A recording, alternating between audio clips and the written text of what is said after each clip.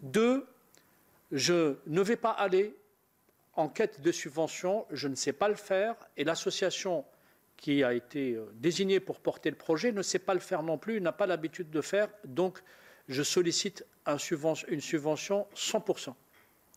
Troisièmement, pour que le projet soit réalisé, puisqu'il a été validé politiquement, il fallait qu'on prenne en compte que le travail coûtant cher en France, les salaires coûtent cher en France, et qu'étant donné que tout le projet reposait sur du potentiel humain, il fallait suivre au niveau financier.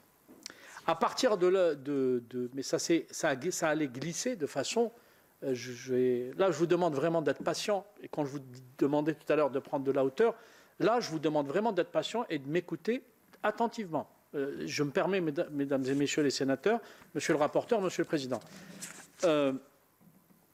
Première étape, Cyril Carunagaran reçoit donc cet email pour lui dire de reformuler sa demande dans le cadre de l'appel à projet, le fonds Marianne.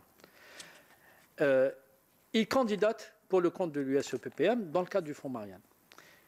Quelques jours plus tard, il envoie donc un deuxième projet pour le compte du fonds Marianne et il explicite l'ensemble du projet.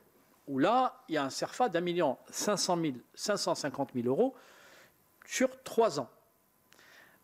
Avec une première année qui est dans la préparation de ce CERFA, il a des échanges, et surtout par mail, que j'ai vus. Sur ces échanges, il commence par lui dire « nous n'allons financer que 60% de la première année ».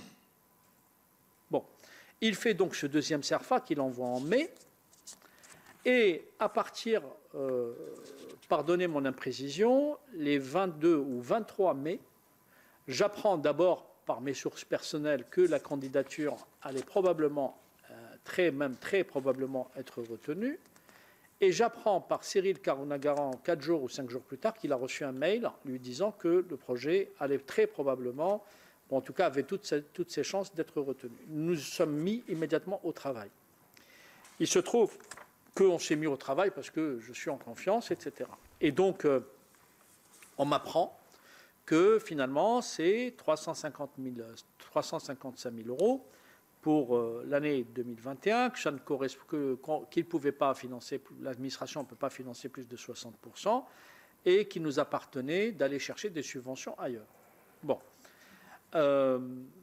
J'ai fait passez-moi l'expression maladroite, vu le contexte, contre mauvaise fortune, bon cœur. C'est-à-dire que je m'étais engagé, j'ai commencé à m'engager auprès des gens, j'ai commencé à élaborer le projet, etc.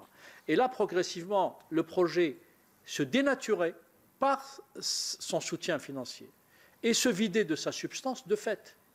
Et on arrive, au final, à des allers-retours incessants, après même la notification, entre Cyril Carunagaran et l'administration, qui va lui demander les dernières modifications avant la signature de la convention fin juillet 2021.